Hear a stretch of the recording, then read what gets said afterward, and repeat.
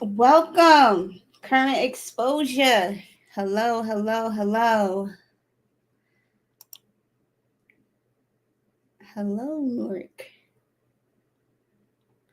All right, let's get some eyeballs and ears in the room. I miss you all. Today we have Brittany Claybrooks, former councilwoman of East Orange. We're going to talk about urban politics. So get into the discussion, post your comments, questions, and other relevant and useful information in the chat. Without further ado, I'd like to welcome Miss Claybrooks back to Current Exposure. Hello. How are you? Can you hear me? Yes, yes, I can hear you. Yeah, what's going Yes. on? It's good to be How here. are you, former councilwoman? I am okay. Um, I'm doing well, I think. Um, that's like a loaded question, but I am fine. I am rested. I feel great.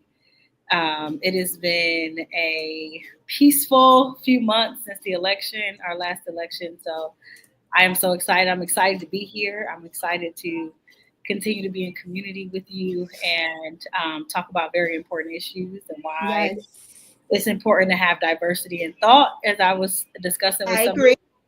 um, I was discussing with someone this week about how important that is in the conversation, especially now when we have to band together, but we're finding out, especially in our party, that banding together does not always look like obedience. It looks like welcoming all types of folks. So I'm very excited to be here to talk today. Yes, awesome.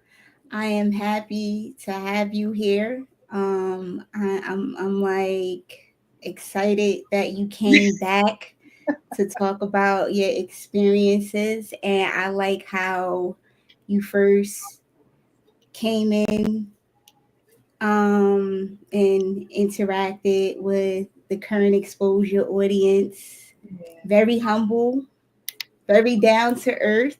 yeah. Thank you. And we love that and appreciate it too. Well, George I appreciate. says good evening.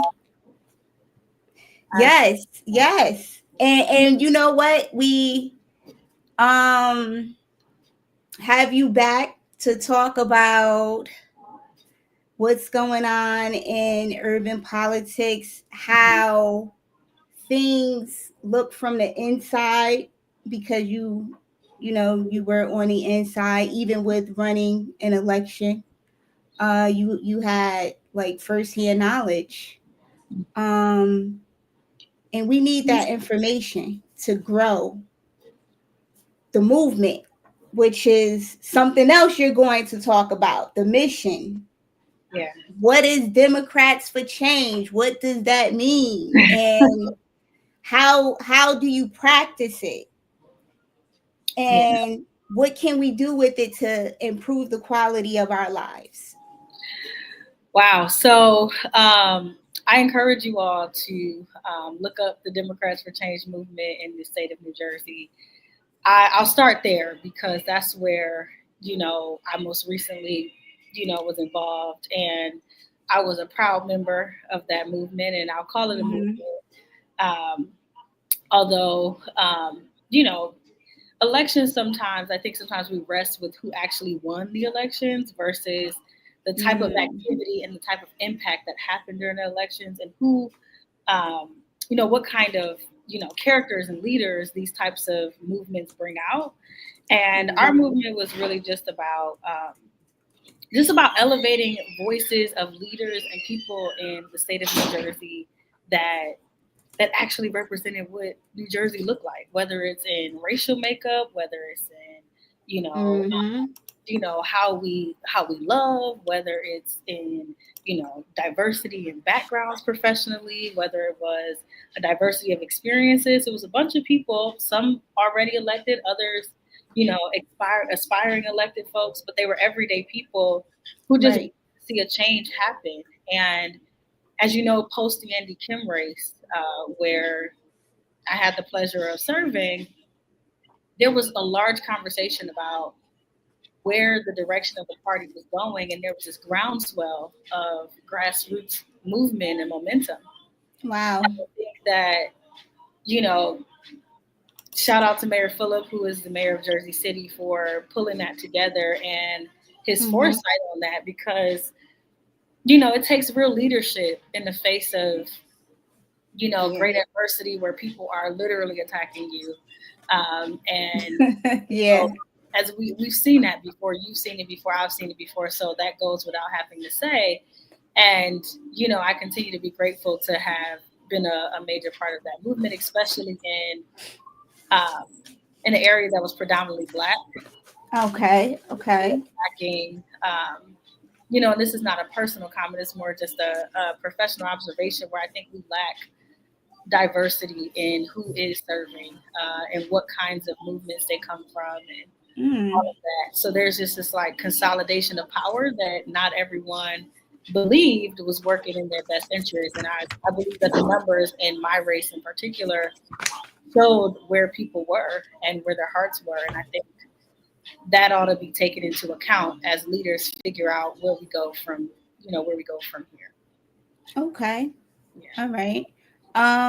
But before I forget, since you mentioned the race, the last race you were in numbers, do you have the screenshot of when you won? Like, can we post that? I'll send it to you in a text message. It's actually on my Instagram page. Okay. That was at 82% reporting. So Yes. we had less than a 5 point stretch between us, and the headline was, I think the two candidates had won a closer than expected race against Brittany Claybrooks. And what a headline to have to share on the day that you Yes. are expecting to have a easy victory, right? So I You thank killed God it. for that. Thank you. I appreciate that. I thank God for his infinite grace and his mercy in that race, because I was Mm-hmm. in the hospital 4 times. I had Wow. caught the flu. I was, you know, still figuring out my work and professional life. And I put it all on the line because I thought that people were worth it. I thought that the voices of folks were they weren't being amplified as much. And I believe that when Right. people came out to vote, we saw that in the numbers. And I hope that it motivated people to Yes. continue to dig deep um, and understand that power is something that is innate, and it's something that you have and that you were Mm. born with. It's not something that's positional. And I Okay. think that people needed to be reminded of that in our little corner of Essex County, that grassroots campaigns do still work. The power of the vote does still work. And in addition, that when people feel something, they will turn out and show their support in that way. And we ought to never be taken for granted that way ever again. And that my prayer is Mm-hmm. that that's not the case. But I can talk, as we go on, more about some of the more specific policy things, and some of the issues that I found to be worth amplifying in our areas. Because that's really what I ran on. I didn't run on my personality. I didn't run on anything. Right. The fact that there was a gap in governmental service delivery and we needed to fill it. Right. So that's why I ran, and I just thank God for His covering, because it was a hard fought, you know, cycle. Just like the congressional was, but this one was like not a game at all. You know. Wow. Wow.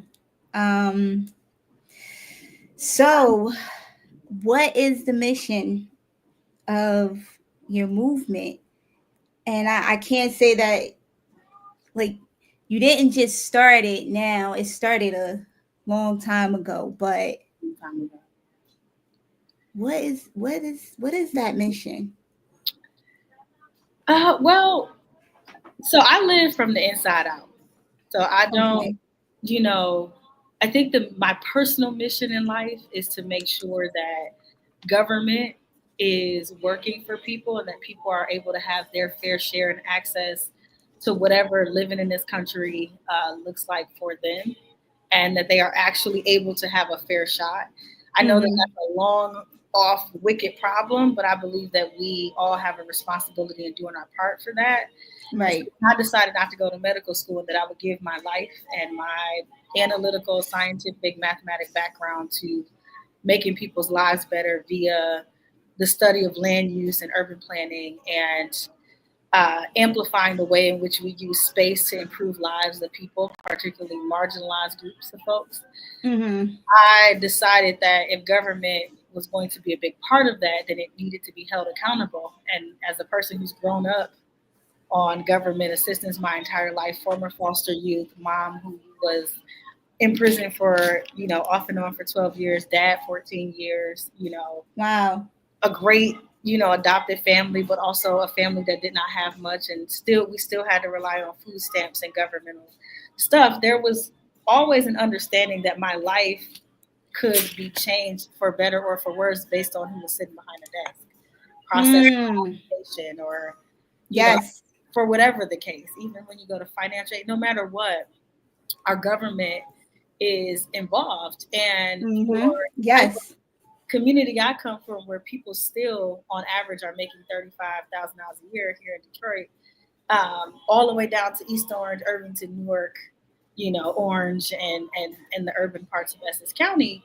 This is an existential problem across, you know, sectors, and I believe that we've just gotten to a place where we had to move beyond just being happy to be here and having Right. personal power to learning to solve problems. And if folks have those specific skill sets, particularly those who come from that type of environment, I believe it was time for the system and the democratic system to make room for those folks. And if there's anything in the way of that, you ought to watch out, because we're here to move it out the way. And Yes. so Yes.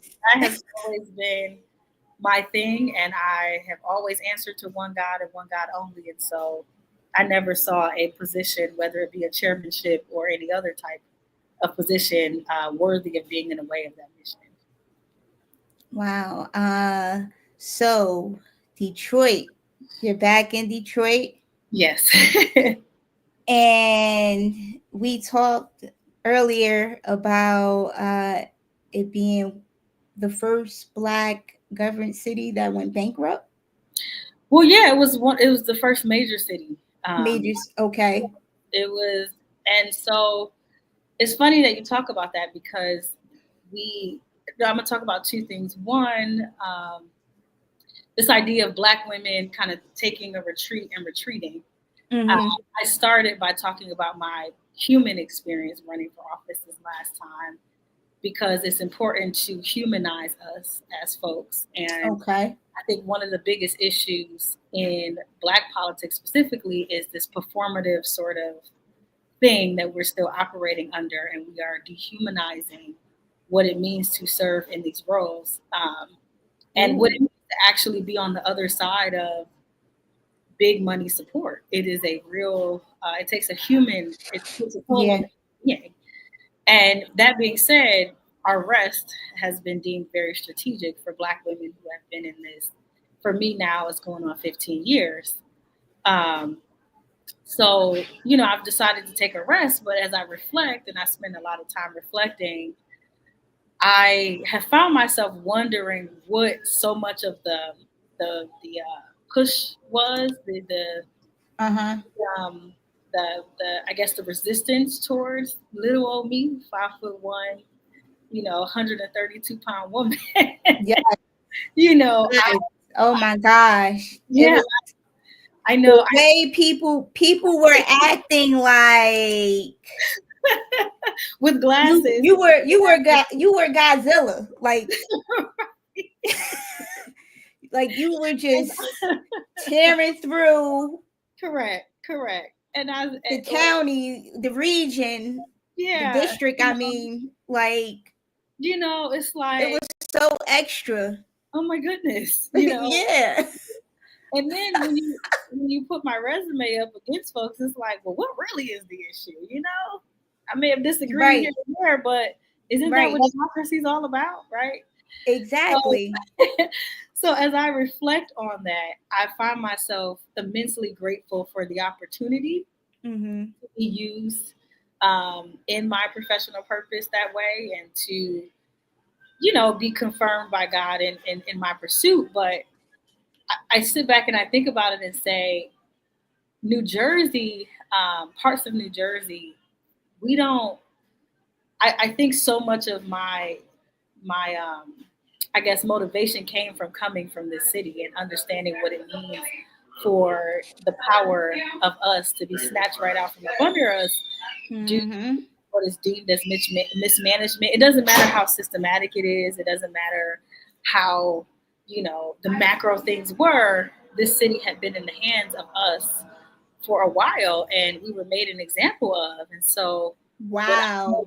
called to be a steward over a city that I had chosen to be in, and that I would ultimately call home by trying to figure out my life in my 20s, I felt a need to steward the role of councilwoman, and steward the role of urban planner, and steward the role of candidate and political director and all of that, understanding that what the consequences of what happened when we don't be the best stewards that we can of our most vulnerable communities. And I happen to live in one of them, where Right. almost everything we did was funded by some federal or state program, which tells you a lot about the income base where we were. And then the taxes being so high, you're like, I Mm. don't understand how we could Right. Right. question something when.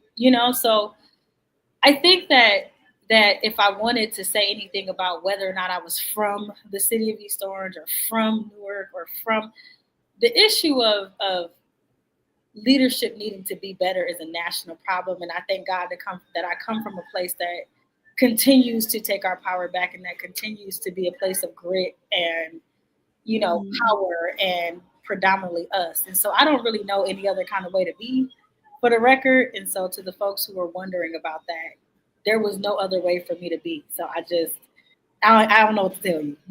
Wow. I don't really know what to tell you, because this is who I am. And to be honest with you, based on the voting turnout and who voted, that ought to tell you where a lot of other people are too. And if you are missing that message as a leader, then God bless you, but somebody else coming forward. you know Right. Right. Right. Right. you know yeah. So I think we always can do better, and I think we always can ask ourselves what Mm. what's important here. Is it my position of power, which ought to be cyclical if we're doing the right things by our democracy, or Right. is it the betterment of everyday folks, even if it might cost you your political power, which should be temporary anyway. Um, Oh, so it shouldn't be careers and no, and passed down from generation to generation. if the person is qualified, I'm not here to tell Okay. the voting base what to do, but this is what I will say. I'll say that I always tell people the kids of folks who have been incarcerated and who were on drugs and were a part of the DARE program, and were locked out of access to programs. We grown Mm-hmm. now, and we got a little bit more. Okay. We have questions for Okay. our long-standing leadership, and the reason why we Yes. ask those questions is because for a long time the conversation was around who was acceptable. And the statistics around a child like me being involved in this process this way is very low. It's about like 3 to 5%. And so Wow. we're in the room and we're educated, and we just have questions, because if I'm 34 and I've never been represented locally, federally, or statewide by someone who is not Black, Mm-hmm. got a few questions you know for the Like you said, the validity. long-standing leadership. Like, Correct. The why validity, is this? correct. The validity of our progress. Because in Mm-hmm. one term, just because I worked with local people and I thought it to be true, it ended up being true because of the fight that we had. And I only did one term, and I was not from there. So if that could be the case, you know, and shout out to my former colleagues also, because one thing I would tell you, it's not all bad. And I do believe that we were the most accessible council, because I did come in as a councilwoman with some really good new people. And a few people who had been there for a while who continue to make waves in the state. Shout out to Chris James, right? Chris James was the chair when I was there on council. But I think that we just need to ask ourselves some questions about how we concentrate power and how we have concentrated power. And has it really helped us immensely, especially in states that have democratic privilege like New Jersey? We have to ask, are we being the best steward of it, as Jack Ciattarelli is out here dancing all around the place? You know, so I appreciate that folks are asking themselves that question. Now, I wish that had been the case when I was the little engine that could, but I thank God that we have pushed people in the direction where they need to go. You know, and I hate that as a Black woman, I felt alone out there, but I'm happy that our work has pushed people in the right direction, because that's ultimately what this is about. It's not about power all the time. Sometimes it's about impact. And I believe that anybody can make an impact. And I believe that, you know, again, power is innate. It's an innate thing that you were born with, and that's not something anyone anoints you with other than the God that created you, in my opinion. So. Oh, okay.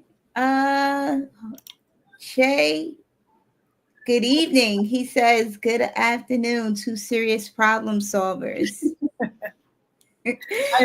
George is smiling. Yes. So, do you see any similarities in what happened in Detroit with the city going bankrupt?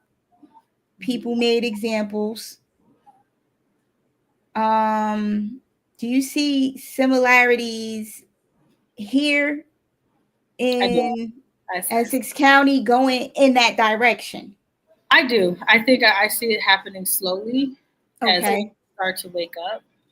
But I don't think that I pray. This is what I pray about. I pray that, you know, grace and mercy continues to be upon us, because I believe that, and I say us because I'll never not be a part of the East Orange fabric in history, no matter where I go. I think that there is something to be said about everyone having their day.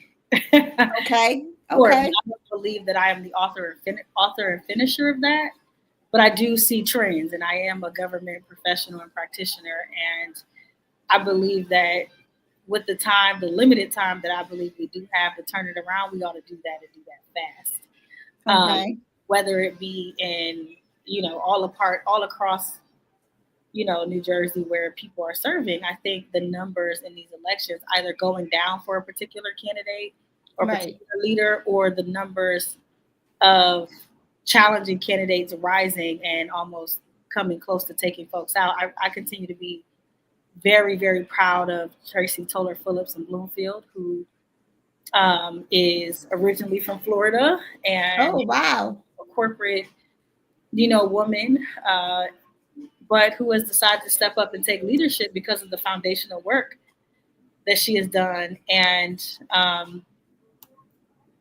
you know, she won the primary. And I saw somebody talk about Newark, and I'm going to get there in a second, but I hope you're between the lines saying. Because the budget situation happened in Detroit. I watched it. I watched that whole Kwame Kilpatrick. What was his last name? Kirkpatrick or Kilpatrick? Kilpatrick, who is my brother and you know, fellow FAMU alum. But there is diversity in styles of leadership, and I believe that he's bounced back very gracefully from that. Because I believe that our Black leaders are not doing anything different from what other race leaders are doing. Here's the problem. Our communities are more at risk of suffering on account of their behavior. And I think when you have a vulnerable population that you have been called to be a good steward over, there needs to be a conversation to be had about the weight of your actions on the type of people and the existential, you know, problems of the folks that you serve, right? And you have to ask yourself, how big is the impact am I making on people more than I am on my own personal career? And I don't think that's for me to answer because I'm not in leadership Okay. there. But what I will say is that, folks ought to heed the warning despite how great the numbers were, because when you don't win, you don't get to have that kind of conversation about, well, if I had one, no, none of us won. And Right. consolidated power is behind a particular candidate at this time. And I hope that it buys us more time than people believe we have based on our own actions in the Okay. state. But I think the larger price that we'll pay is, if another leader took office, what would that mean for our most vulnerable communities that already are suffering from our leadership, or lack thereof anyway? And that's not to knock anyone, because I believe there's great work being done. I just that the political system as it is has prevented it from being as great as it can be. Okay.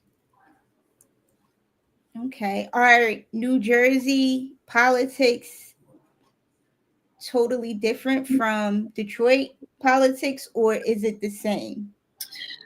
Are think candidates bullied into not running for office, like stuff like that happens? The wild stuff in Jersey. This is what I'll say. I'll say that because our elections are a little bit more open and nonpartisan, we've seen a lot more diversity. Okay. Although across America, we've seen voter turnout be lower, and I think that has a lot to do with people just being over it, and rightfully so. Yeah. Because folks I folks agree. tired of their symptoms being soothed. They're ready for a cure, or at Right. least getting close to a cure, and they're ready for real problems to be solved. I think in Detroit we saw this phenomenon happen earlier in 2016 and all of that, where we left the establishment all that time ago and went for Bernie Sanders, and we, during the last gubernatorial race, we went for another candidate outside of the establishment, who now in less than a decade has been both a state assembly person and now a congressperson.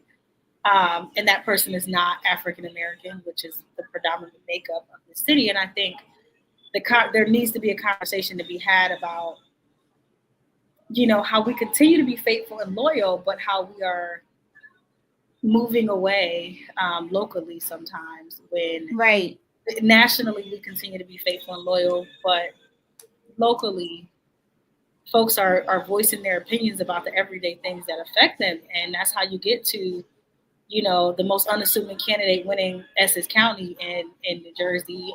And that's how you get to, people resting their entire weight on trying to make sure someone like Philip doesn't even, like it's an entire vote against him, because he's probably the most free and the most, well thought out and was the best leader governmentally in the race. And I stand by that. So I think that it's not exactly the same. No two places are the same. But if we're looking at trends in Black communities, there needs to be a calling home conversation about those of us in the establishment and how willing we are to move, away from our normal thought processes and away from the things that just keep us in our local position of power. We're beyond the moment of being grateful.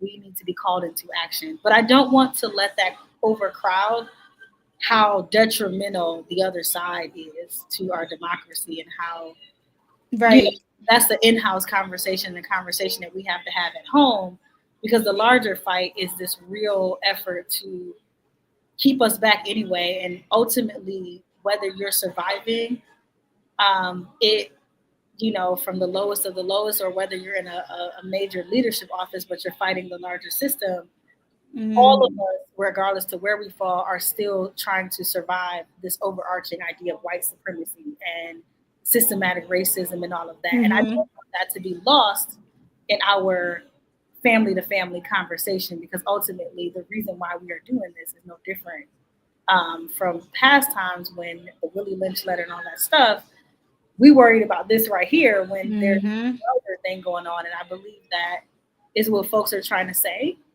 But on the flip side, I don't want that to be our excuse to not focus on areas where we do have power, because there is some local power and there is some statewide power, and there are, things that we can continue to do in the absence of federal support.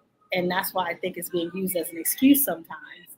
But that can also be a generational thing, because I am 34 years old and has only seen myself represented in these seats.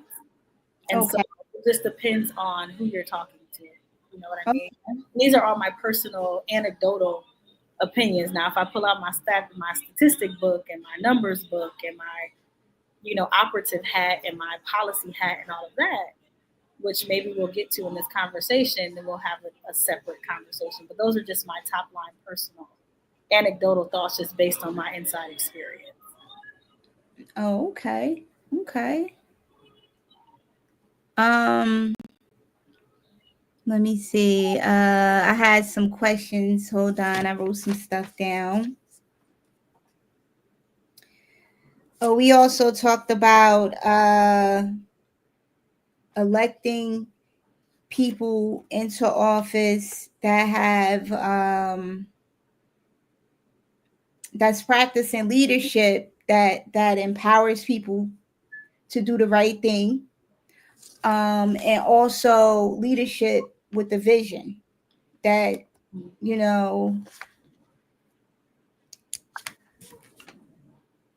and hold on, and also leadership being a self-sacrifice too. It is. Mm-hmm. Can you talk about your experience with that, with self-sacrifice for the well-being of your constituents? Because I know you, I'm laughing because I know all of the weight and all of the context and all of the thought around that question. And first of all, I just want to thank you for it. You're welcome. So I feel like, it is, whenever you are serving the public, right, I believe that when you go to work, you ought to keep that in mind at all times. Okay. Just to give you a little personal background, while I was serving in office, I lost both of my mothers in the same year. Sorry to hear that. Sorry to hear. You're a strong person. Thank you. I appreciate that. As well as my biological father. So July, my biological father passed. For those of folks who know, I come from a blended family, as I was adopted and in foster care, but my biological father had passed. And I was very close to all my siblings, and so you can imagine that being a thing. Wow. To make a decision about having to be the last child, to sort of make a decision about his fate and have to pray through that on the way into a council meeting, by the way. And then having pancreatic cancer while I was serving. And one minute she was here and it was like she wasn't by the end of that year. And traveling here to Detroit home to care for her every other week as the executive, care for her every week. And, ultimately, like, still be rolling the suitcase in, sometimes flying in on a Monday where I got to be at the council meeting and having a conversation with her. Yeah, having a conversation with her in her last few hours about how proud she was of me, but I'm sitting there with 3 cell phones, handling a economic development event in Plainfield and working on whatever was the affair of my committee at that moment, and still answering family calls as I'm sitting in there talking in between breaths. And she woke up and was happy and proud of what she saw. And I don't remember being as proud in that moment, but our conversation was, I'm gonna go this weekend and you need to be at the council meeting by Tuesday. And I didn't have enough to go. And I remember returning to the city council meeting and having to leave early after an important vote because I was breaking down the bathroom and the chairman was like, yeah, you need to take the day. And then, and then coming home for Christmas break, and then my adopted mother, who I stayed the night with, passing away at New Year's Eve family breakfast brunch. Wow. So, and being there for that. And so, that by itself, on top of being a strong voice in what I believe to be this, like, anti, this anti-establishment movement where I wasn't necessarily against the establishment more than I wasn't I was more for things than I was against things. So I'm for the freedom of thought. I'm for policy Right. to change people's lives. I'm for grassroots solutions to our problems. I am for answering constituent calls. I am for all of that. And having to ask myself, while these people have trusted me, it is my job to raise these questions, whether I feel comfortable about the conversation I have to have in the chairman's office, or not, or Right. my job to answer, folks when they send me an email talking about code enforcement and how we needed to change those policies to better suit our renters, which is 70% Wow. of the population. It is my job. Wait a minute. Hold up. So you mean to tell me you didn't just ignore them No, I because didn't ignore them. First wow. those votes did not come from people feeling ignored. I promise you that. Those votes came from Wow. knowing that I was going And, to get and, the truth and about what was the happening and be right. competent in what I had to say. And if I voted yes, I had an answer for you why. If I voted no, I had an answer for you why. And I believe people deserve that. And I understood that. Um, Right. just making the conscious decision that government public service was going to be a conscious choice after I Uh-huh. said yes to God, and it was my purpose. It wasn't something, whether they asked me to do it or not, I understood my job and I understood whose I was, being God. And I also understood who I answered to, which was the people of East Orange who turned out their vote, whether it was a little bit of them or a lot of them. And Mhm. using my skill set, my professional skill set in urban planning and economic development and land use to do that on the legislative body where these things happen, Mhm. I felt a responsibility and a duty. Okay.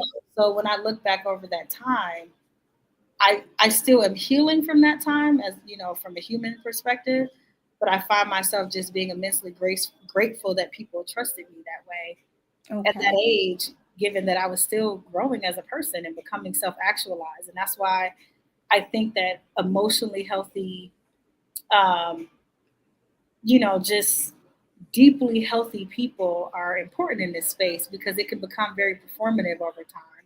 And people take Oh for wow. granted Yeah. that the people that they're serving are working every day and may not have time to pack your meeting out if there's not a major issue. You have a Yeah. responsibility. The best thing you can do as a public servant is the best job that you can and the job that they trusted you to do. And I just did my best to do that. And I hope that people saw that and people felt that. And I Mhm. be grateful for the opportunity, whether God had to use someone who now considers himself an enemy of mine to do it or not. So, Oh my God. and by that, Yes, we have a question from Chris. What is the biggest mistake that people make when they run for office? I think the biggest mistake that people make is thinking that it's about them and that they have to have the answers when the real answers lie with the people who elected you. And so Yeah. you're there to solve problems that they ask you to solve, not the ones you want to solve. So Right. I'll give you an Right. example. When I came into East Orange, we polled, and the largest issue was parking. And so I had Mhm. a responsibility to try to solve for parking as the legislative steward over the second ward, where most of the downtown was, and all of the business districts and the apartment buildings where they've been built without parking spaces, so people have to find street parking. And I continue to be proud to be the person to introduce parking legislation that not only lowered the price of parking permits, but it also made it easier to park overnight Uh-huh. because we just added more streets. And I continue to be proud to have been the champion of that and have laid the floor for other people at the state level who claim to be a part of things to even walk in East Orange and say, anything that they're saying now. And I am not a self-promoting person, but I am going to promote the work that we did. And I continue to be grateful to have been trusted with that by Chairman Chris James, who honored my ask to be the liaison to the parking authority at the time. And I Wow. continue to be grateful that while the mayor and I did not always agree, he let me walk through the door and do what I needed to do as the legislative steward over that particular effort. And, that's just like one example of how important it was to have someone at the table or people at the table who understood, like, Mm-hmm. I know how I was endorsed to be here, but I also Right. have a job to do, right? I raised issues about how some women were being paid less than their equal male counterparts, or how women were being treated who decided that they do their, or people were being treated. We had a whole leader in our city who was wrongfully suspended for 3 years, and he happened to be the chief. So it's like Wow. 3 years 3 years, 3 whole years for somebody to figure it out. for Wow. someone to figure it out that this chief had been wrongfully suspended with pay, and that we were spending hundreds of thousands of dollars annually for all three Wow. years to pay two people essentially to have the same title, and for it to turn out that he had to come back. Like that Wow. carrying on. And folks were more worried about him as a person or me as a person than they were, you know, I the remember that story too yeah, the service in delivery for local talk. people. Yeah. Yeah, it's like this is a service that you're providing. And up until this big debacle, the East Orange Fire Department was an award-winning fire department because they had a steward who was just not doing everything that y'all told that person to do, who also happens to be a veterinarian doctor, Wow. who gave up his service as a veterinarian doctor and a professional to solve problems for the place that he comes from. Like, Wow. when you think about that type of carrying on, you're like, okay, something ain't right. You worry Right. about a 5'1", 134-pound woman who is quite frankly qualified and has spent her career dedicated to this, or a fire chief who actually comes from your city, who you had to bring back, you know, because and if you really peel back the layers, you have to ask why, for what, and who is Right. actually suffering here. The only people who suffer behind that kind of carrying on are who?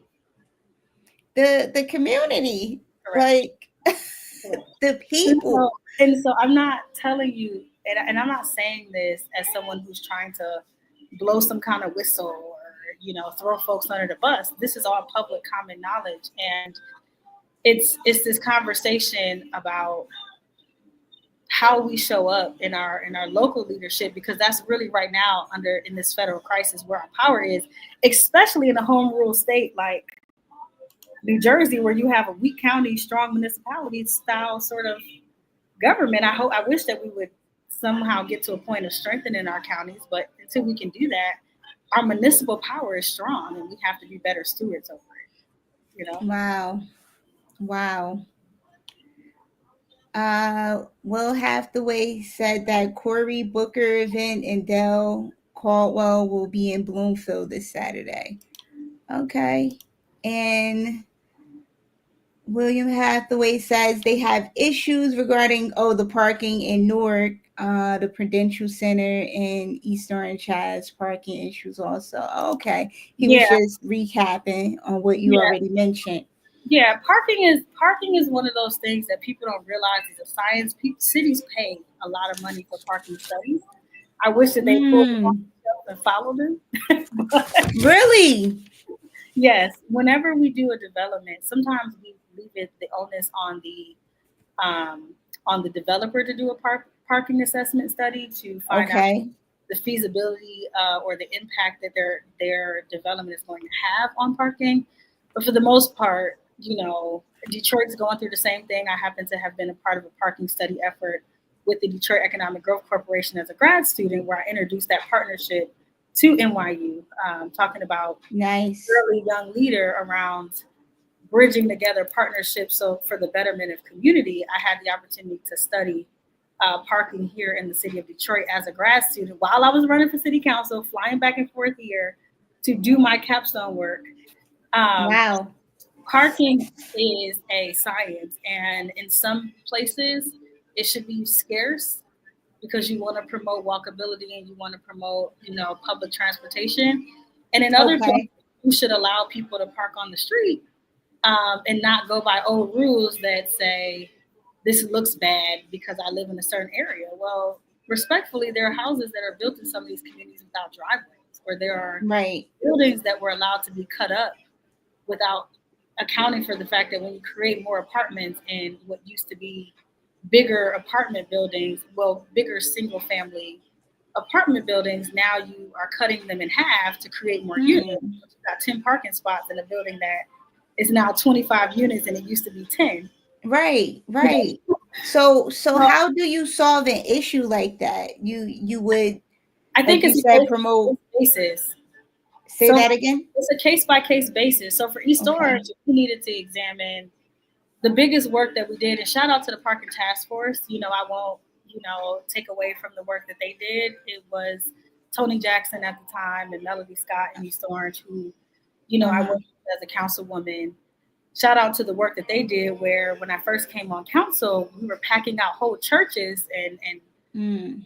city blocks where people are pulling out lawn chairs to sit and talk to us and about what Wow. were. And some of that work was making some streets one way so you could get parking on both sides, because Okay. New Jersey, unlike a Detroit, the streets aren't as wide, and folks, it's the densest state in the union, one of Right. them. And so you have somewhere like East Orange where you have 70,000 people in a 3.9 square mile radius. Uh-huh. For Newark, you're going to have, and you have more cars per household, you're going to Right. have issues. So a few of the things that we did were, again, decrease the parking permit. We prorated it. It's only worth $12.50 a month. Why is somebody paying $150 no matter what month they bought it in a year? That's a problem. Oh. We need to improve Okay. it, make it easier for people to have overnight parking permits, or Okay. we need to add more streets to our overnight parking permits, because if more people buy them and we don't have any streets for people to park, then you also have a problem. Or you need to, create easier pathways for people who are living in privately owned multifamilies where the private landlord might be overtaxing them to park in a driveway. You know, Oh, okay. choose to park on the street, give more people options. And ultimately, we hope that we'll get to a space where parking is free, because I don't think that households can afford the burden of thousands of dollars in parking tickets. I'm sure if you pull up my name, you'll find a slew of them, just because, they're hard to keep up with once you fall behind. And, that was Right. a passion of mine. And, I was there running for assembly when a young lady came to the rail at the city council meeting and said, "Hey, I have like over $1,000, almost $2,000 in tickets over the years, and this is not my fault. This is an infrastructure problem. I'm an educated woman who relocated here, and you know, Right. and I'm taking care of my family, and I'm tired. So she came to Right. the council, and there was some movement. Obviously, it was a Mm-hmm. budget cycle, so it becomes more beneficial at that time, but." There was a movement to really have parking tickets be forgiven between a certain year and a certain year. Uh, Okay. and I probably really need to revisit the court myself, but I think that was the type of impact we were making around making sure that grassroots voices were being heard when previously they were not, because this is something that could have taken place years ago. It's not like Right. all of a sudden the establishment all of a sudden came into leadership.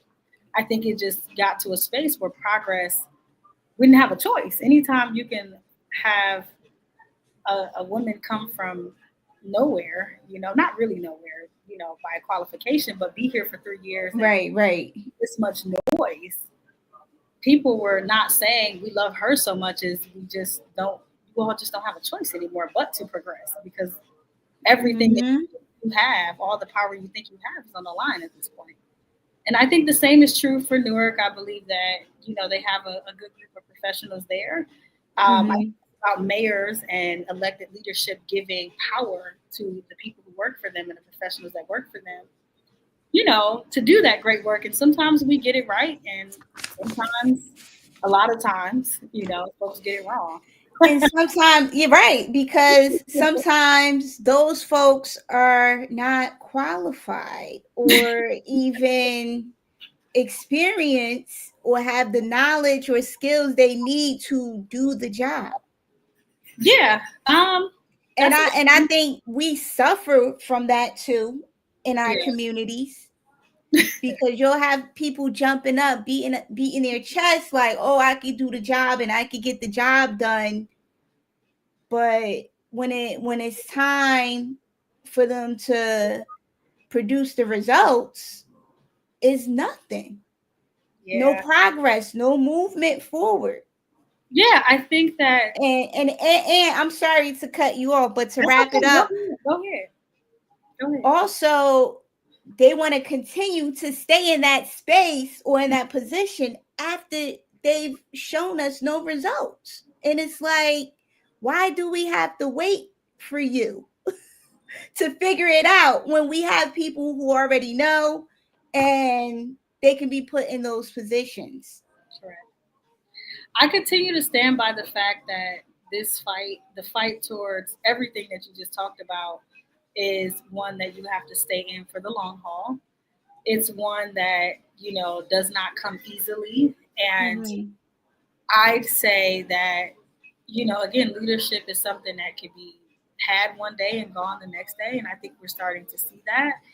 And my prayer for a place that is just so well thought out as New Mm-hmm. Jersey, because if you look at it on its bare Yeah. back, its bare bones, it's a good system, right? You think Yeah. about like East Orange, who has a rent leveling board, and when I talk to the people in Oakland, California, and other parts who are trying to solve for affordability, they'd never heard of such a thing, or Right. when you think about the bare bones and the way the government actually is set up in New Jersey, there's a reason why we can hold on to so much of what's right about the system.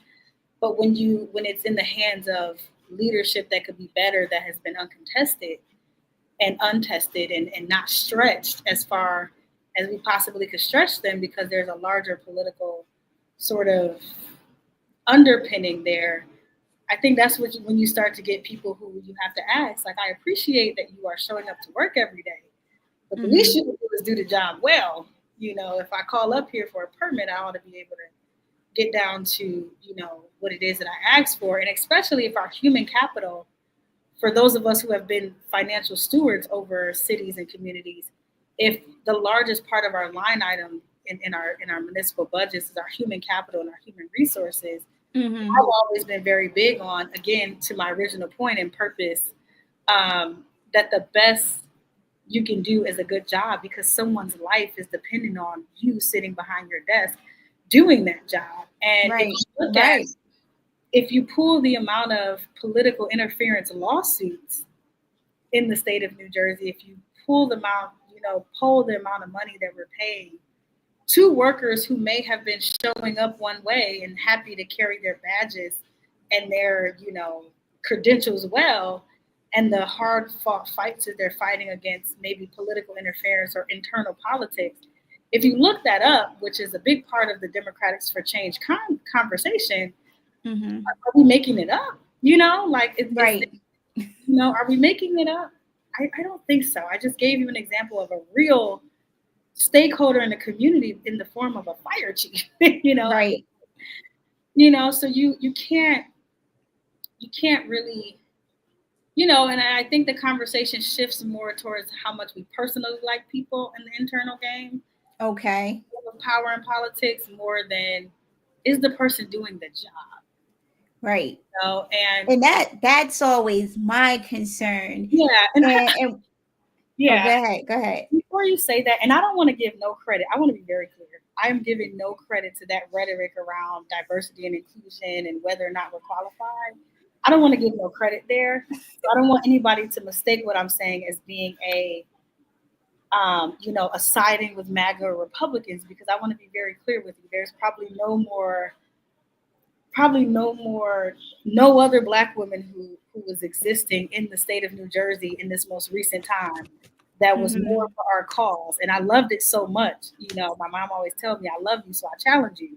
I loved it so much that I Ooh. was willing to challenge it to be the best that it could be. So I want to be very clear about that. And out of that context is where my critiques are coming from. And I'm not talking about what I know or I mean what I heard. I'm talking about what I know. Mm-hmm. True. And I don't fault. Let me tell you something. I do not fault the person who gets up every day and clocks into their job and who has to wonder if who they decided to be as a district leader or who they voted for or who they support will cost them their job on Monday. Yeah. I'm not Yeah. talking about those people. I'm talking, those are the kind of people who need our grace and our covering. And those are the kind of people who need folks like us to go out there and give them an option to say your leadership and what you're doing is not going in vain. And you do have an option. And in my race, they showed folks, and we will take the option if we had the opportunity. And so, I don't want to Mm-hmm. credit to the rhetoric that is seeking to oppress us in the MAGA movement. But if we're having a calling home kind of conversation between you and I, and predominantly our listeners who are in cities like Newark and East Orange and Irvington, I Right. think that conversation where we have so much local control and power, I've said to the mayor and to the chairman and to folks all the time that our human capital is where our service delivery is, and we ought to be making it as easy for folks to do their jobs as we possibly can. And we also have to make an account not only to God but to the people that we are leading about the type Right. of people we choose to do these jobs. And Yes. to the extent that you see people struggling while they're in those jobs because of political barriers or internal fighting that's happening, you have a responsibility as a leader to call that out also.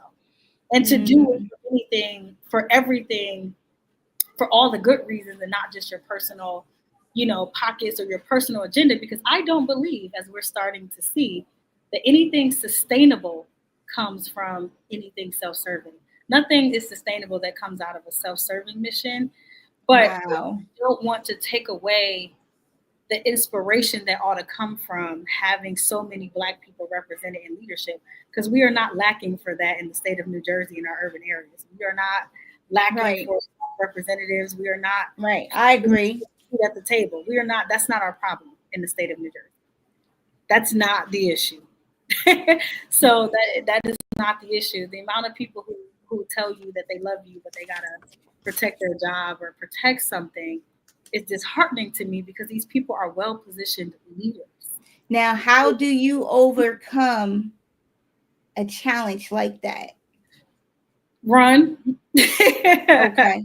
So, run, okay. run, run for office. If you are at home and you believe that you see something wrong, run anyway. I don't care. You have the opportunity.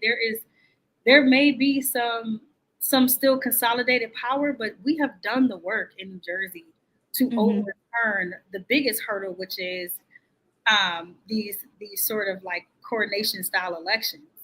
And then we Mm-hmm. see candidates all over the state who were like, you know what? Even if I got to sacrifice myself and my time, my family life, I'm going to step out there for the betterment, or what I believe is the betterment of our folks. You know, Okay. I think that's the only way to do it, is to present options and be a part of the democratic process, whether it's as a candidate, whether it's as a donor, whether it's as a, faith leader who's tired of watching, resources slip by you as a real community stakeholder. I think we need to return some power there, Right. and not have just the faithful few who show up, due to their own whatever they have going on. We need to work with our churches to figure out where we can do better service delivery, because if we see Yeah. a shift in democratic power happen, then these organizations are the kind of organizations that are going to have to take a step up. If you ask people in the South and in the Midwest, we've never Yeah. done that, because the pendulum is always swinging with us. So we ain't confused about where the power lies up here and or over here in the Midwest and in the South. I think that the Northeast, who has seen this before, but I don't think like this, um, Uh-huh. recent history, I think we have two options. Either we win, which Okay.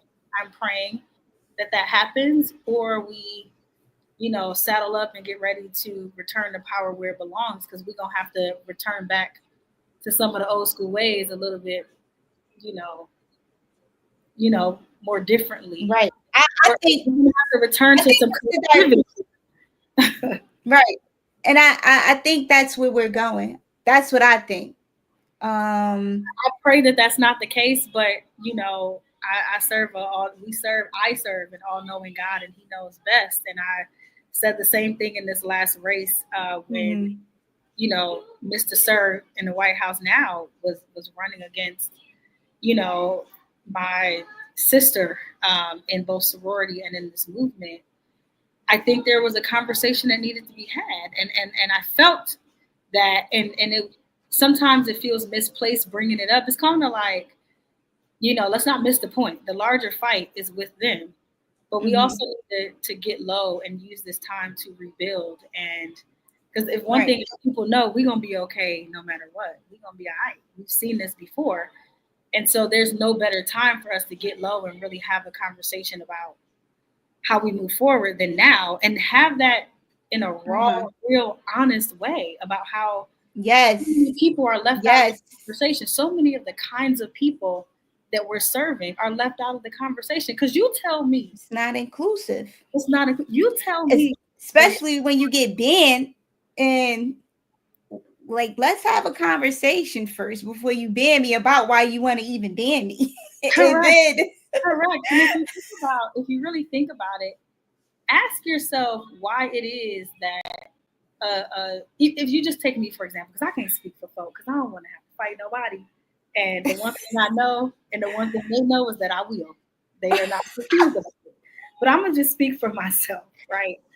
Um, you know, if you think about me, for an example, I am a 34-year-old woman born in 1991. I'm not oh, ashamed okay. who was born in the middle of an era where you had the super predator anti-drug movement, and who had a mother who was criminalized my entire life. Um, and I myself was considered an at-risk youth. And if you really look at my background, I made a speech about it during the assembly race. You know, I was expelled from all Michigan public schools due to school to prison, like zero tolerance policies. And Right. I seen the worst of it. And ask yourself why more people like me are not at this Black excellent table. I think that's on purpose. Yeah. I think Yeah. that's on purpose. And those of us that do make it to the table literally have to disguise ourselves in educational prowess and like prestige in order to even get there. And Right. when you get there, you're met with, oh my God, you don't come from a legacy family. Your uncle, your mom, your auntie was not a Right. politician. You didn't Right. from a legacy background. Oh my goodness, do you really deserve to be here unless I anoint Right. you? And then when I do Right. anoint you, why don't you just be quiet and just do what I asked you to do? You ought to be grateful to be here.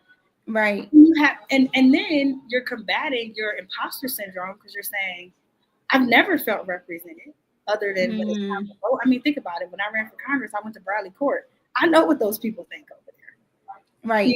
So I think that the only way to combat something like that is to empower more people to enter the process, and to empower more people to internally recognize you have internal power, especially when you come from environments that tell you all the time that you don't, and you have to Right.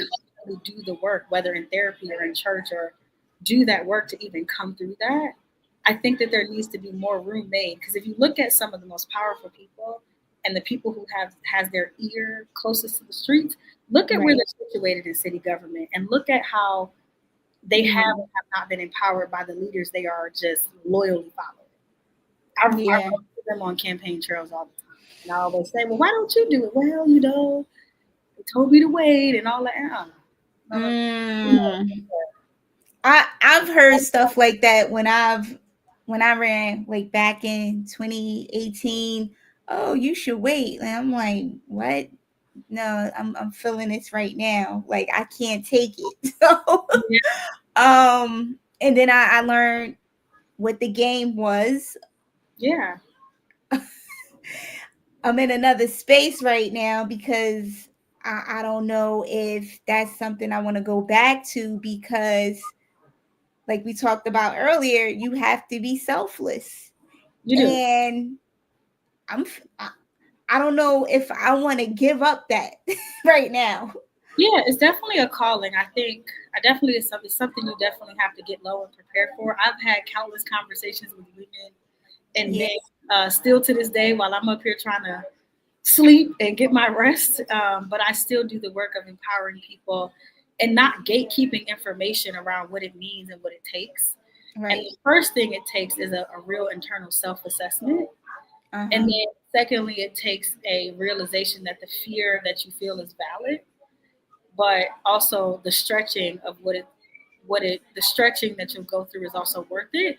And even if your role is to not run, maybe your act of resistance, which this is an act of resistance, maybe your act of resistance can be deciding to canvas for somebody that Right. you love and support. And I'm not telling people Definitely. not, Definitely. yeah, And I've been doing that too. I've been yeah, doing that, you yeah. know. And I'm not saying that there's no ground level support for establishment candidates. I was a part of an establishment. Let me tell you something. I believe in the power of our party. I believe, especially when I got to New Jersey, having had to fight it from the Southern perspective and the Midwestern perspective, Okay. fighting our party. My thing has always been that there is a Republican undercurrent that we're fighting. So our collective power is so much more intentional because we have to be. But coming up to a place that shares so much democratic privilege, I was so inspired by it. And I was so inspired Wow. by it that it was necessary. I felt it necessary to help strengthen it. I felt it almost like a duty to help protect it. And protecting something sometimes, think about your parents. Protecting it means you have to challenge it. And your mama might get you in private sometimes, which I was doing for the first 2 years. And then Hmm. every now and again, you gotta get them. If you show out in public, I'm gonna get you in public. You know, like, and you have to do that. It's for the betterment of the people who trust us the most. Wow. Show Wow. out in It public, I'm gonna is get you right where you at, and we gonna have to fight. for And the long-term health of the community. for the long That's what you said term, earlier. Like I believe in that.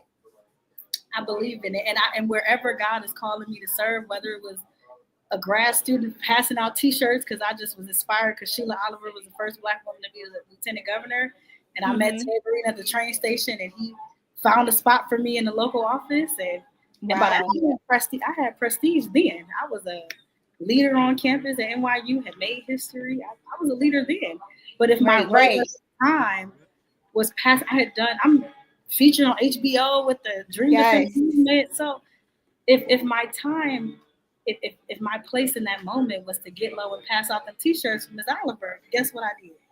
You did that. To that, Yep.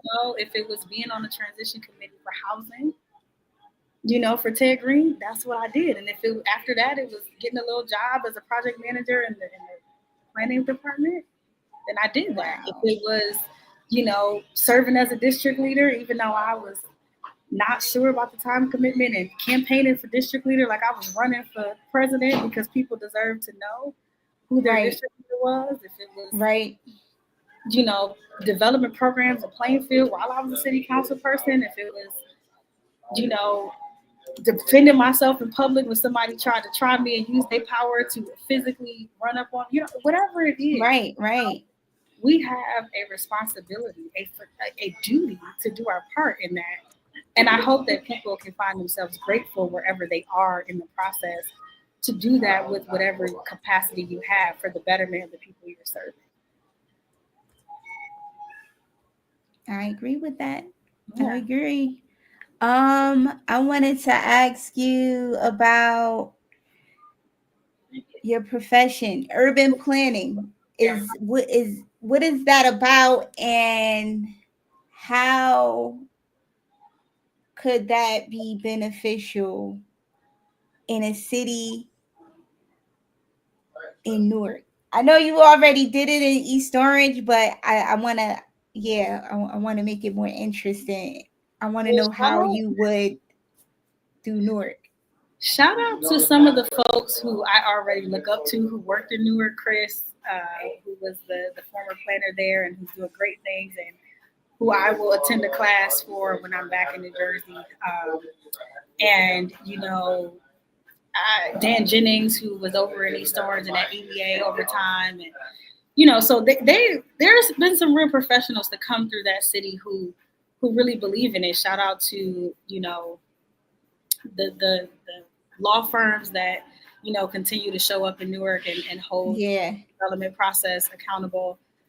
I think that a lot of that work just comes down to the leadership at the top and how much it empowers people to do their jobs. I mean, I have some really good friends over there in Newark who are trailblazing and doing what they have to do. I think Right. that people can only do what they are allowed to do, and they can only do with what they are empowered to do. And I've done my research on some of the HR affairs over there too, and so talent retention is something that's important, I believe.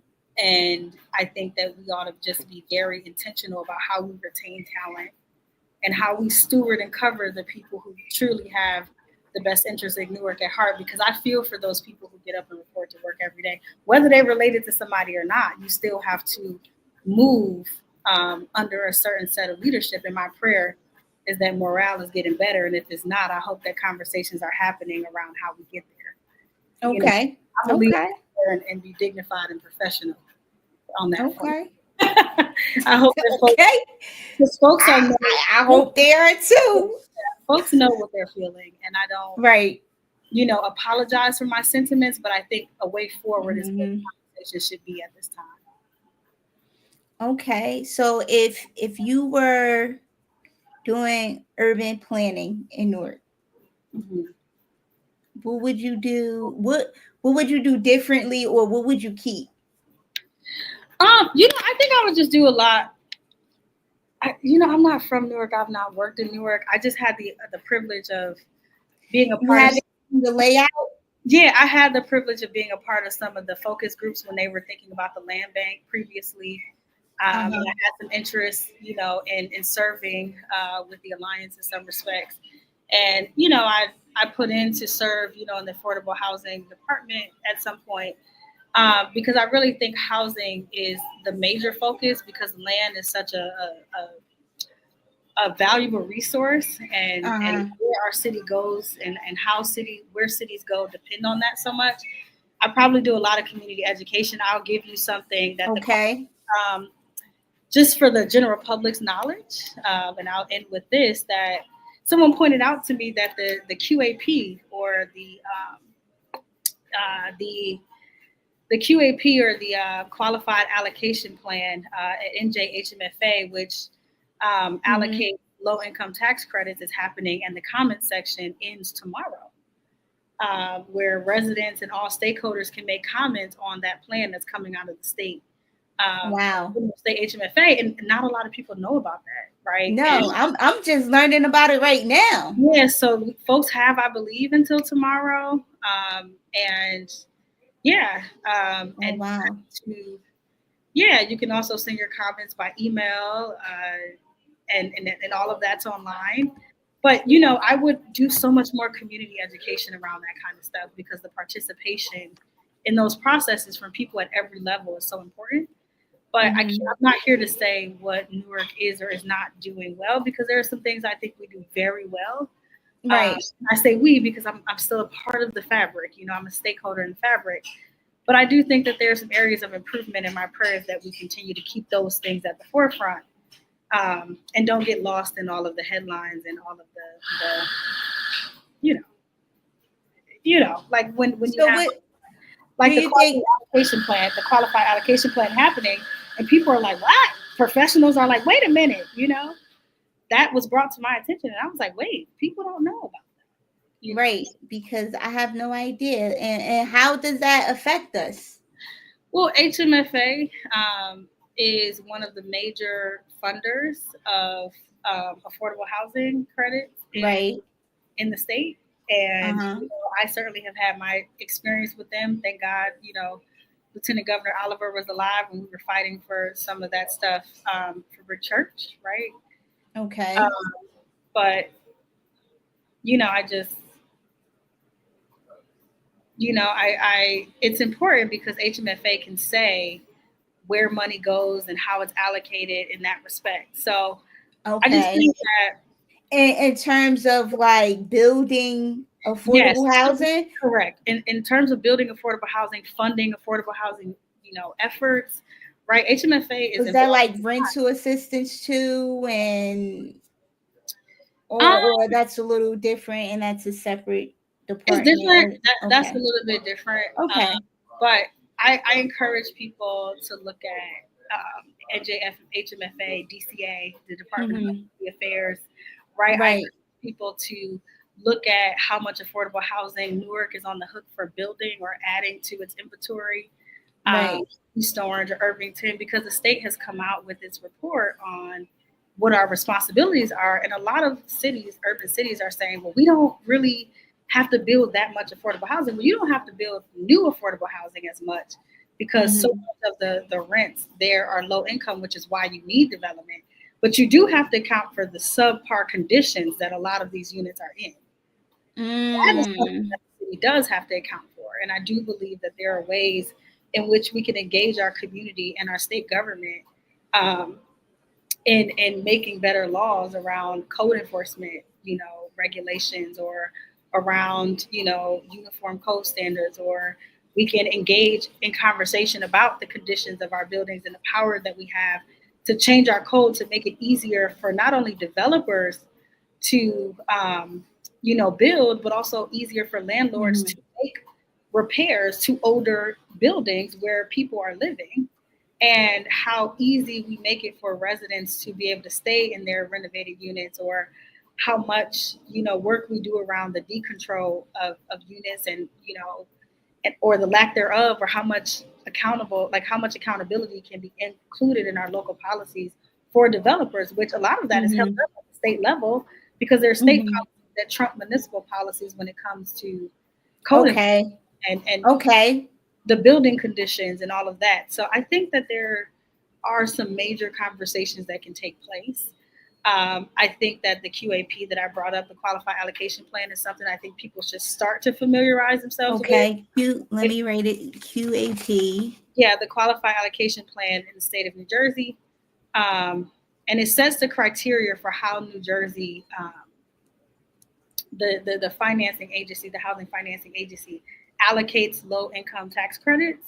And really, what that is Mm-hmm. a major tool for affordable housing. I know we've had to use it in East Orange. I know Newark has probably had to use it. And Mm-hmm. then also engage people in conversations around how we use pilots to keep buildings affordable. Right before I left the city council, it was important Mm-hmm. to have that conversation because you have landlords who are taking over buildings that are on 50-year pilots. And sometimes those pilots are the only thing we can depend on to keep seniors able to afford the building that they're living in. In East Orange, 111 South Munn is an example of that. There's Mm-hmm. Arlington, one building in particular that I was like fighting for, um, Okay. because without those types of things, we have these conversations, but without those types of tools, people aren't really able to live affordably. And it gives, if you don't kind of use that tool wisely, developers have no choice but to make their these things financially feasible for them and their bottom line. And so I just Mm-hmm. don't think the conversation around it has been had from a real holistic point of view. And I Mm-hmm. don't think that we care enough about what that means for everyday residents. And during Okay. the the roundtables, you remember we were having like these roundtables when I was running for both Congress and Assembly, where I had to Yes. explain some of that stuff to everyday people. We Yes. had questions about it, and I'm like, I can't believe that no one has ever explained this to you. But sometimes Right. politicians politicians don't know themselves, and educate Yeah. we have to educate our base so that they know the right questions to ask, so they can determine for Mm. themselves whether or not the leader is capable of serving Right. them. So you really have Right. to educate the community where necessary. And I spent some time to the tune of being in the hospital 4 times during my last assembly race, doing just that, door by door, meet up by Mm-hmm. meet up, small room by small room, answering real Wow. taxpayer questions and real rental questions, and folks asking Being me, present too. You yeah, know, and Yeah. Wow. Answering the questions like, okay, if your mayor told you that we don't need to build more affordable housing because your city is affordable enough, they failed to talk about how the city is on the hook for creating a space for the units that are subpar to be renovated. And they didn't get subpar and the ceiling didn't start falling in and the piping didn't Mm-hmm. start busting out overnight. Right, right. There's a code enforcement that exists, right? There's a code enforcement department that exists. And so Now, who monitors the code enforcement department? so Is code, that mhm. the mayor or Yeah, council yeah. people? Okay. Mayors. So the code enforcement department is usually a department that exists inside, depending on the charter, what its powers are and what they do. Code enforcement, sometimes DPW, sometimes code enforcement will be a part of DPW. It just Okay. depends on how it's situated. But essentially, what that department does is enforces the code, and building standards are a big part of that. And Okay. so, how well kept or subpar or not well kept a building is depends on how accountable an enforcement entity is. And then the city council's job is to continue to create laws that strengthen their ability to protect residents from Oh, building conditions, great, good, or, protect residents from living in filth and right. less than desirable conditions, or it can help strengthen or Mm-hmm. empower landlords who are saying, I want to do this work, I do the best I can, but I've also taken on a building that is really old and I don't want to displace people and I don't want to gut this Right. building out and I don't want to keep raising the rents, but these repairs on this building, because of the way it's been kept over time, and Mm. it's also one of the things that make East Orange or Newark or Irvington the best looking place because we have these old charms. Yeah. How do we have these conversations with everyone at the Yeah. table? And I think we've done that in silos. Like people aren't talking to landlords and listening to what their bottom line is and what they're going to need in order to Right. secure a building. People aren't listening to residents when they say, "I'm living somewhere without a C of H." That means nobody's inspected my building or a C of whatever, C of H, a certificate. Wow. I know. Yeah. I think they call them COs Or in Newark. there's certificate of Yeah. occupancy, certificate of habitability, all of that stuff. Yeah.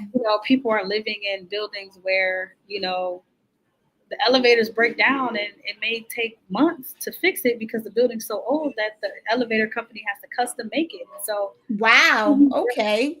how do we work Oh together my to gosh. figure how do we work together to figure that kind of thing out?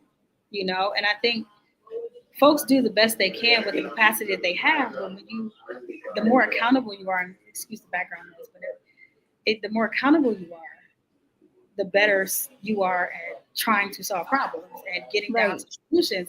Because the more accountable you are, the more you understand how important it is to hire people who can do that job. And the more Right. those people who you hired understand the job, the more important they recognize that empowering the people who work below them is, and so on and so forth, down to the lowest person on down to the secretary and assistant in city Okay. hall and in state buildings and in county buildings. So, Okay. I think it's a double-edged sword. I hate that my leadership made people feel like they had to protect themselves from something or protect Right. themselves from me and our movement. And the Right. only reason why they feel like that is because they felt like there was a consequence to telling the truth. And the consequence Mm. oftentimes is what you may lose, and that might look like your livelihood. And I never want that to ever be the case for people. Right. Um, Right. I never want that to be the case for everyday people going to work, just trying to make a living and serve the best they can. And I never also want the case of subpar, less than acceptable government service delivery to be the issue for everyday residents who struggle to pay those high taxes either. Yeah. So it's a Yeah. double-edged sword that you have to think about as a leader. Mm-hmm. Well, we're getting close to it's 7:25. Yeah. I took up like an hour, almost an hour and a half of your time. Okay. Uh These days I have a little bit more of it than I used to, and I count it a privilege to be able to spend it doing this kind of dialogue because it's Thank necessary. you. Yeah, Thank it's you. necessary. It really is. Before we close out, people have been in the comments asking about your pick for New Jersey governor, and what do you think about the candidates, uh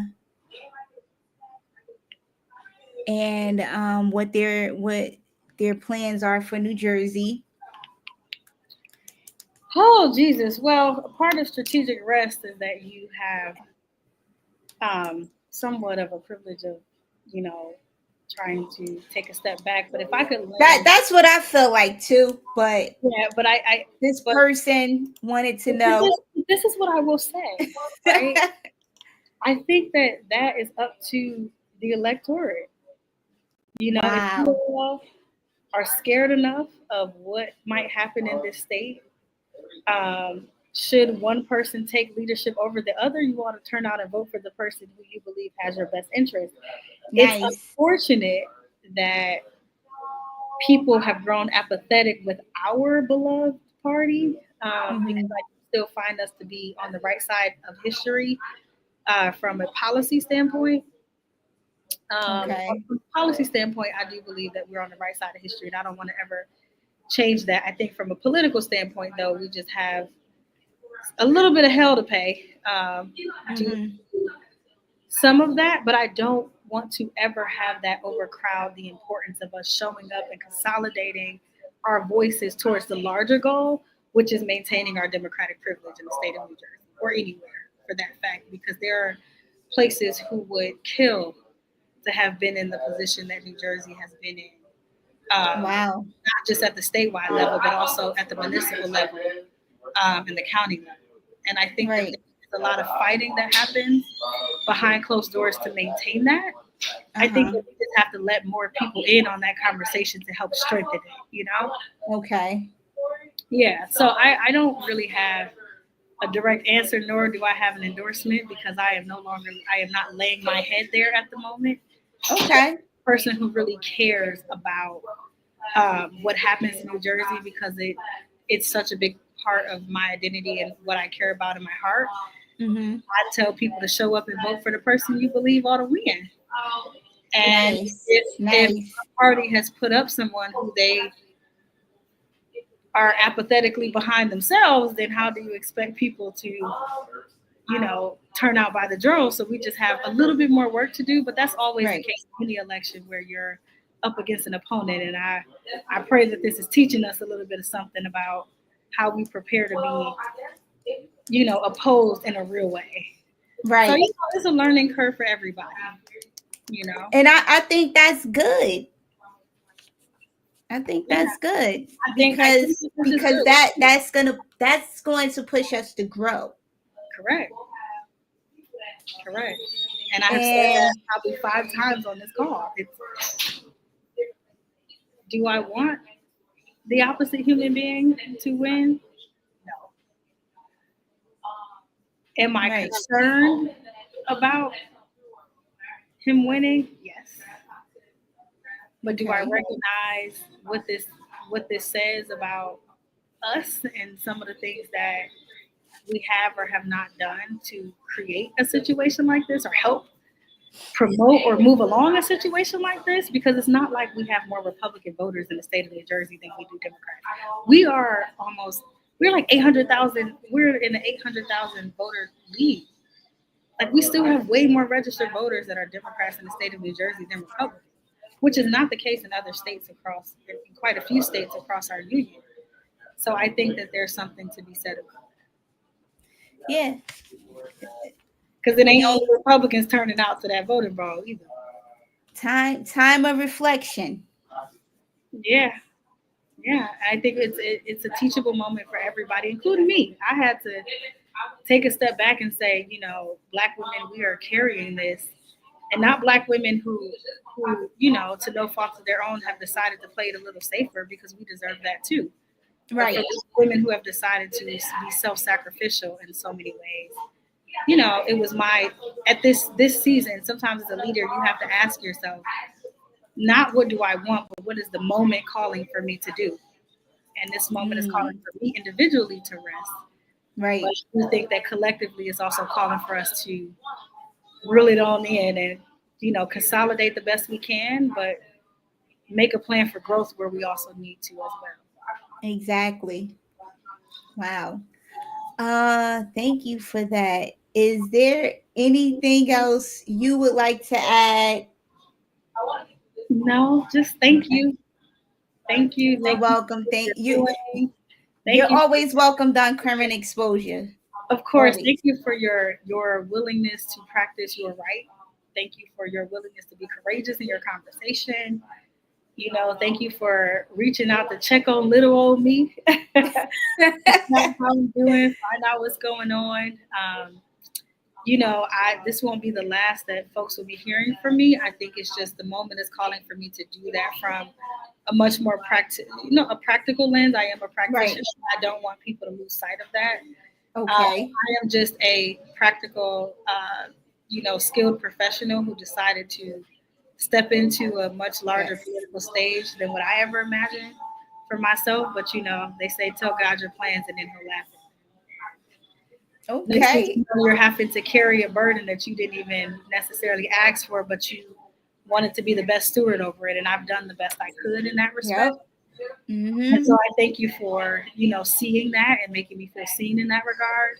And I just encourage you to keep doing what you're doing over there in Newark, even if it means Thank you. we'll find you on a ballot one time, or even if it means you'll empower other people to get on a ballot. I definitely will do that. Yeah, Yes. yeah. Yes. I hope that our movement has shown people that, if it leaves people baffled and confused about how they've been moving, if they haven't been moving right, I Mm-hmm. hope that this time is seeping into people's souls and having them ask different questions about themselves and doing what they can in their capacity individually to Right. help contribute to the much more collective fight of, better governmental service delivery and just better stewardship of our governmental resources. I think we just want our government to do what it's supposed to do and what it was designed to do. And I think we're not getting that right now. We do the best we can. So But it's coming. It's coming. yeah, it's coming. I believe it's coming. I don't know. I can't say how. I can't say how I'll be involved in it. I won't say how I'll be involved in it for those of you who are watching. I think I just have to keep praying about that, but I'm not going yet. Ah, nice, nice. I am not Yes, removed from my responsibility and my calling as a public stakeholder. yes. Thank you so much. And thank you for the work you've done as an elected official, Thank you. as a human being too, caring about where you live and your neighbors. Yeah. And I hope to see more people like you run so I can support them too. Yeah, just keep Um, exercising your choice. That's really some people. That's really all we need is for folks to keep exercising their choice, and I think it'll push leadership to have different conversations. I can't sit right, here and lie and say that when I was asked to consider running for office, I think that's the thought process that our chairman at the time was going through. I think over time, right. differences of ideologies and opinions got in the way, but Hmm. conversation that I had was much more around what they thought the direction of East Orange should be going in. And somewhere along the way, you get to a point where you're like, I just got to step out there because I do still have a vision that is bigger than Right, it is that I'm being presented with. right. But I do recognize and never want to take away from the fact that this initially started from a place of vision and foresight. You know, Hmm. and so I just don't want the drama to override what is true. You know. Right. And people love the drama. Yeah. Yeah. Yeah. My They response tend to was stick with that than the actual truth. correct, and my response was the best thing I can do for you and the people who you serve is a good job, even if Right. that means that me and you will fight.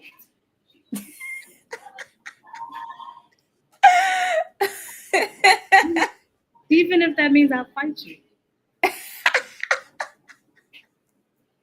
Which I have the democratic right to do. Right. That's free speech right there. Correct. But anyway, I'm gonna let you go, and Thank you. thank you, thank you All so much. right. I'll You're see you later. Bye, y'all. Yes. I'm on Instagram and Facebook. Oh, yes. Tell them who are you as on Instagram? Is it It's all my first and last name, Brittany Claybrooks. okay? Brittany Claybrooks. Simple. Look, I'm all messing up your name. Brittany Claybrooks. It's all there.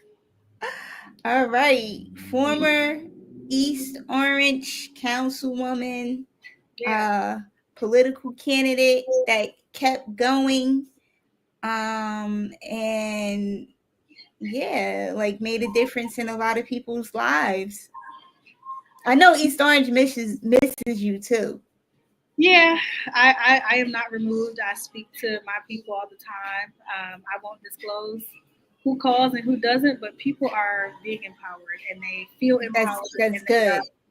And it makes me feel good that people are sitting up straight and adjusting their crowns sometimes, and you know, and doing what they have the power to do. I love that. It makes me sleep well at night as I'm on a strategic rest leave. You know, it makes me deeply grateful to be a vessel in that way. Oh, okay. Yeah. All right. Brittany Claybrooks, thank you. Right. We appreciate you. We want you back on too. I don't know when, but we'll figure out the date. I just need a little bit more sleep. Right. We're gonna give you your rest. I'll give you your rest. But definitely you're always welcome to on Current Exposure. And yeah, thanks for coming on tonight too. Thank you. Thank you so much. Bye, y'all. Bye, Paul. I saw you in the comments. See you later, brother. Bye. Bye. All right. So, everyone, Current Exposure is back. I will see you all next Thursday. I hope you enjoyed the show this evening. Okay. Oh, wait a minute. Oh.